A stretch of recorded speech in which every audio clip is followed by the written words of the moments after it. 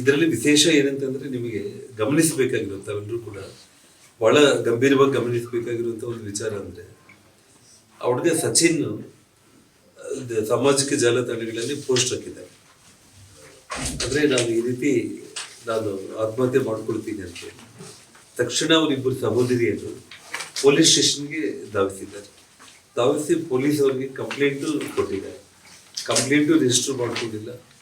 ಒಂದು ವೇಳೆ ಆ ಇಬ್ಬರು ಸಹೋದರಿಯರು ಹೇಳಿದ ತಕ್ಷಣ ಪೊಲೀಸರು ಕನಿಷ್ಠ ಪಕ್ಷ ಅವರು ಇಮ್ಮಿಡಿಯೇಟ್ ಆಗಿ ಆ ಮೊಬೈಲ್ ನಂಬರನ್ನು ಟ್ರ್ಯಾಕ್ ಮಾಡಿದರೆ ಒಂದು ವೇಳೆ ಆ ಹುಡುಗ ಆತ್ಮಹತ್ಯೆ ಮಾಡಿಕೊಳ್ಳೋ ಯೋಚನೆಯಲ್ಲಿದ್ದಾಗ ಆ ಸಮಯದಲ್ಲಿ ಏನಾದರೂ ಕೂಡ ಹೋಗಿ ಮನವರಿಕೆ ಮಾಡಿ ಆ ಹುಡುಗನ ಬದುಕುಳಿಸ್ಬೋದಾಗಿತ್ತು.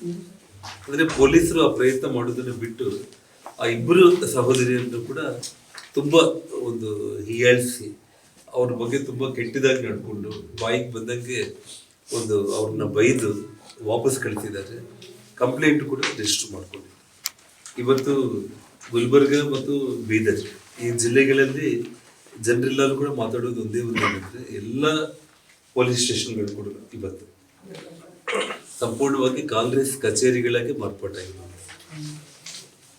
ಯಾವೊಬ್ಬರು ಕೂಡ ಇವತ್ತು ಧೈರ್ಯ ಮಾಡಿ ಒಂದು ಕಂಪ್ಲೇಂಟ್ ಕೊಡ್ಲಿಕ್ಕೆ ಯಾರೂ ಧೈರ್ಯ ಮಾಡೋ ಪರಿಸ್ಥಿತಿ ಇಲ್ಲ.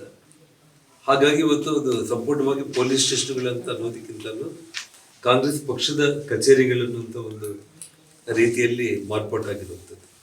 ನೋಡಿ, ಇವಾಗ ನಮ್ಮ ರಾಜ್ಯಾಧ್ಯಕ್ಷರಾಗಿರುವಂಥ ವಿಜೇಂದ್ರ ಅವರು, ನಮ್ಮ ವಿಪಕ್ಷ ನಾಯಕರುಗಳು, ವಿಧಾನ ಪರಿಷತ್ ಸದಸ್ಯರು, ಆ ಭಾಗದಲ್ಲಿ ಎಲ್ಲರೂ ಕೂಡ ವಿಜೇಂದ್ರ ಅವರಿಗೆ ಡೆಲ್ಲಿಯಲ್ಲಿ ಬಹಳಷ್ಟು ಪ್ರಮುಖವಾಗಿರುವಂಥ ಒಂದು ಸಭೆಗೆ ಅವರು ಭಾಗವಹಿಸಬೇಕಾಗಿದ್ರು ಕೂಡ ಅವರು ತಕ್ಷಣ ಇದನ್ನ ಬಹಳ ಪ್ರಮುಖವಾಗಿ ಪರಿಗಣಿಸಿ ಅವರು ತರಾತುರಿಯಾಗಿ ಹೋಗಿ ಆ ಕುಟುಂಬನ ವಿಚಾರಿಸಿದ್ರು. ಅವರಿಗೆ ಮಾನಸಿಕವಾಗಿ ಅವ್ರಿಗೇನು ಧೈರ್ಯ ತುಂಬುವಂಥ ಒಂದು ಕೆಲಸ ಅವ್ರು ಮಾಡಿದ್ರು. ಇವತ್ತು ಕಾಂಗ್ರೆಸ್ ಪಕ್ಷದವರು ಹಗಲೋಗಿ ಇವತ್ತು ಆ ಘಟನೆ ನಡೆದಾಗ ಅವರು ಹಗಲೋಗ್ಬಿಟ್ಟು ಎಲ್ಲ ನಾಯಕರುಗಳಿಗೆ ಅವ್ರಿಗೆ ಧೈರ್ಯ ಕೊಡಬೇಕಾಗಿತ್ತು. ಬೆಳಗಿನ ಜಾವ 3 ಗಂಟೆಗೆ ಹೋಗಿದ್ದಾರೆ.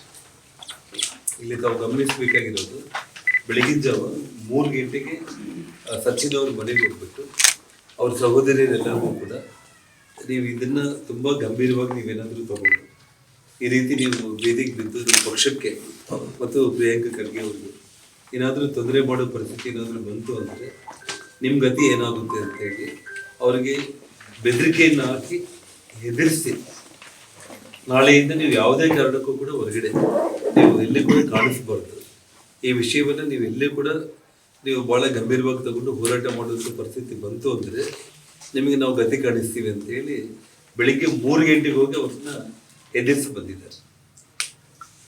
ಸೊ ಹಾಗಾಗಿ ಇವತ್ತು ಆ ಕುಟುಂಬಕ್ಕೆ ಎಲ್ಲ ಒಂದು ರೀತಿಯಲ್ಲಿ ಕೂಡ ನಾವು ಅವರ ಜೊತೆಯಲ್ಲಿ ನಾವು